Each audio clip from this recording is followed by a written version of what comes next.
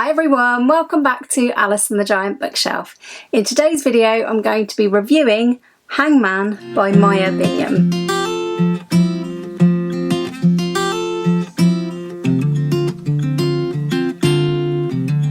Hi everyone, welcome back to my channel, or welcome if you're new. My name's Alice and I have way too many books, and in today's video I'm going to be reviewing another one of my reads for the Women's Prize for Fiction Longlist 2024. And this isn't the second book that I read, but it probably will be the second review that you see because I want to record it before returning this book to the library.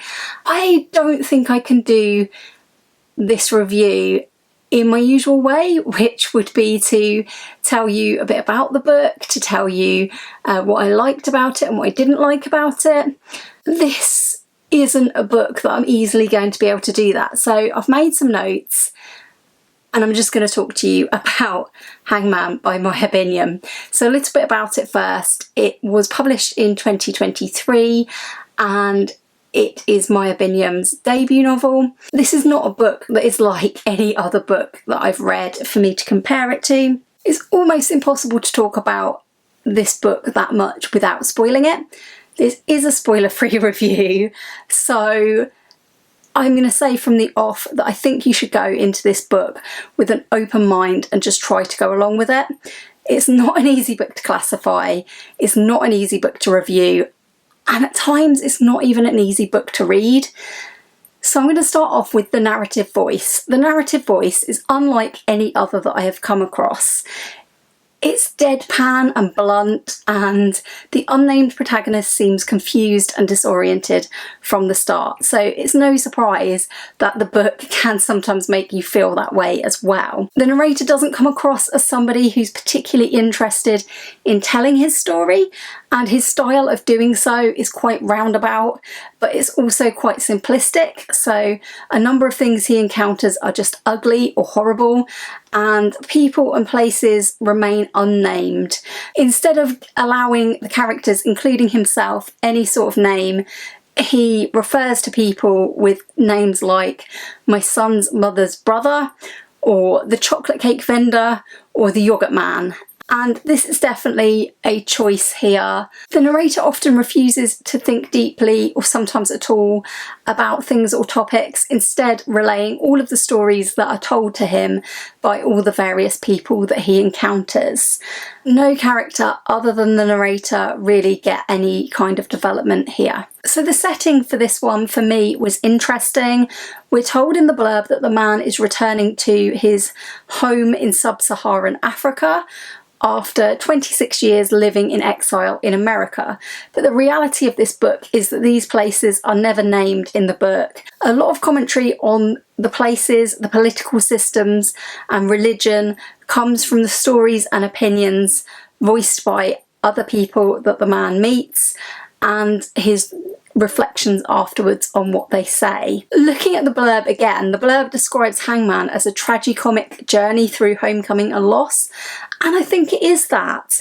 There were very dry, funny moments in here, all presented in the same matter-of-fact deadpan tone from the narrator, and I did smile at some of these humorous comments and moments, and I did laugh out loud at one incident towards the end. Once again, without any spoilers and therefore with great difficulty, my immediate response to Hangman was quite extreme, and it was anger. That was mainly because I felt that I had seen what was coming in the conclusion, coming from like quite a short way into the book. But although I was angry, I have reflected on it, and I think that firstly of all, if a book can make you feel so strongly any emotion, whether that be anger, sadness, happiness, anything, I do think a book is doing something right if it can make you feel something, and this definitely did.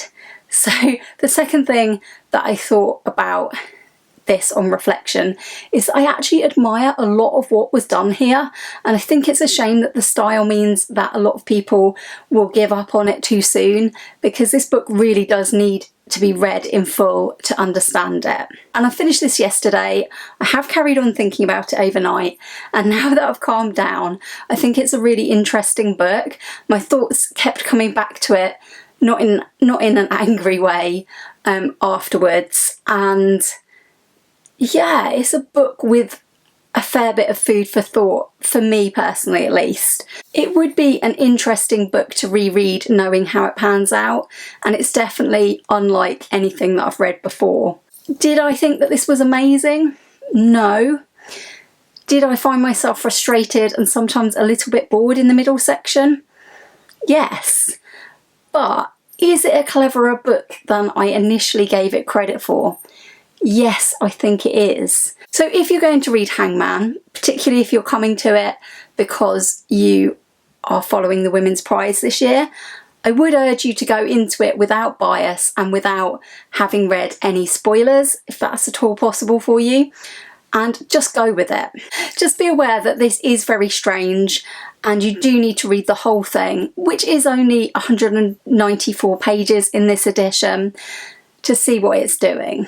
This definitely isn't a book that I would have ever probably come across or picked up were it not for the Women's Prize for Fiction. I do think that one of the great things about the Women's Prize is finding new books that surprise you each year. Do I think that this is a book that fits really well with this prize and with this particular year's long list? Not necessarily, but I do think it's, on reflection, a really interesting book that I'm probably still unsure how I feel about it, and I'm probably will still keep thinking about it for a while.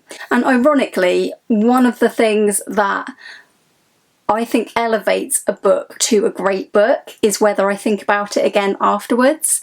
I don't know if all of my thoughts about this will be good ones, but I do think that I'm glad that I've read Hangman by Maya Binyam, and yeah, I don't know quite what my final thoughts will be on this, but at least I'm not feeling angry about it anymore. Apologies for this review being a bit different today, but I really did not want to give anything away about this book. If you have read Hangman, I would love to hear your thoughts about it in the comments. Please do let people know straight off that there are spoilers in your comments so that we don't spoil this book for anybody. I didn't initially think that this is a book that will make it onto the shortlist, but having thought about it overnight and having spoken to other booktubers during the Plodalong yesterday, I do think that maybe this does stand a chance of being a dark horse on the shortlist. I would be really, really interested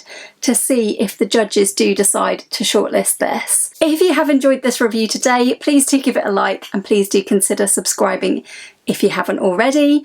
I do have some other reviews of Women's Prize books and more to come. Thanks for watching today, and I will hope very much to see you all again soon for another video all about books here on Alice and the Giant Bookshelf. Bye for now.